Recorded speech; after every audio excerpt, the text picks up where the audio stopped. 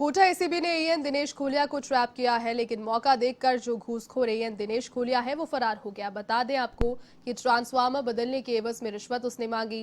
3,000 रुपए की रिश्वत के साथ कोटा एसीबी ने उसे ट्रैप किया। एसीबी की ओर से कैथून थाने में मामला इसके लिए दर्ज कराया गया।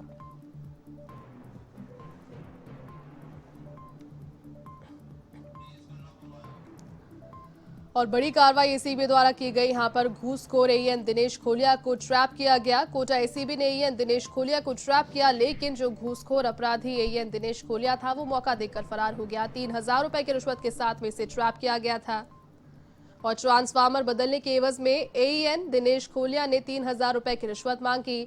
जब इसकी सूचना दी गई एसीबी टीम को, तो एसीबी टीम ने उसका सत्यापन किया।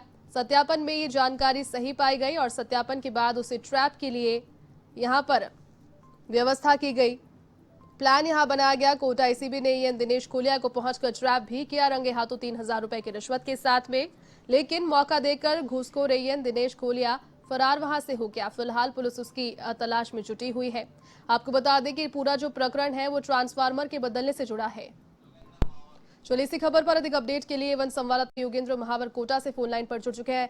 योगेंद्र, कोटा में एसीबी ने बड़ी कार्रवाई की यहां पर दिनेश खोलिया घूसखोर एएन जो था उसके खिलाफ, लेकिन जो एएन है वो मौका देखकर फिलहाल वहां से फरार हो गया। उसके बारे में क्या अपडेट और किस प्रकार से पूरा यहां पर ट्रैप की कार्रवाई को अंजाम दिया, योगेश?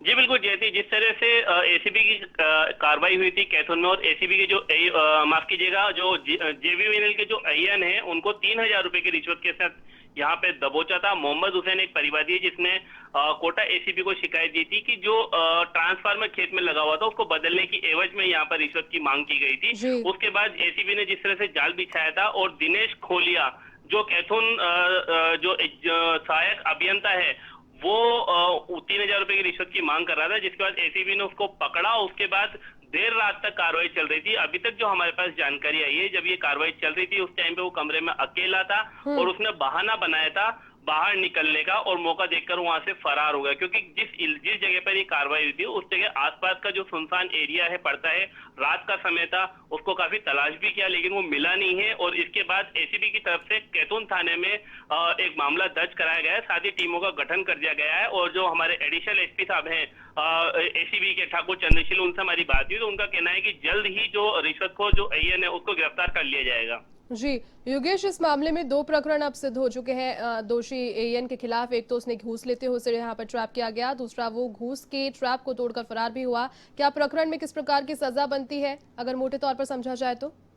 जी बिल्कुल, निश्चित तौर पर जिस तरह से 3,000 रुपए की रिश्वत के साथ पकड़ा है तो कहीं ना कहीं सजा की अगर प्रावधान की बात करें, हालांकि इसमें काफी लंबा प्रोसेस जो चलता है, लेकिन रिश्वतखोरी के साथ साथ जिस तरह से कार्रवाई के दौरान जो सरकारी अधिकारी एएन है वो फरार हुआ है, तो कहीं ना कहीं एक राजकार्य में बाधा का मुकदमा भी इसमें दर्ज होगा। और साथ ही साथ जो फरार हुआ है कार्रवाई के दौरान जिस तरह से फरार हुआ है तो उसमें भी अलग से जो धारा एसीबी की तरफ से जो जोड़ी गई है उसमें प्रकरण दर्ज होगा। तो टोटल कुल मिला के प्रोसेस लंबा चलेगा।